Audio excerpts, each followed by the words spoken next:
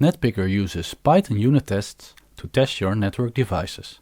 And in this video, I want to show you how you can use the new Netpicker Network Test Creator powered by ChatGPT to generate a test for you for a Cisco CVE.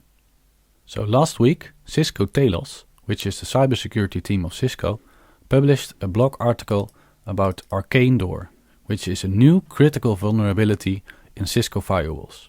So Cisco also published a CVE, which is called 20,353, which explains how you can check your devices if they are vulnerable. So in order to do that, you need to run the show ASP table socket show command and then see if there are any open listening sockets. So I thought it would be a good example to show how Netpicker can test your network devices to show if they are vulnerable.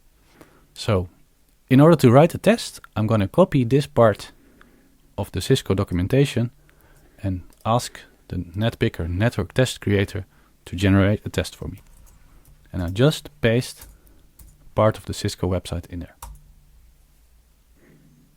So I see that it suggested the correct platforms, Cisco ASA and Cisco FTD, and it's running the correct show command.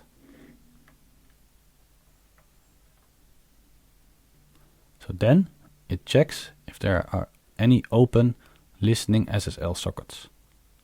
So at the first glance, this looks very useful.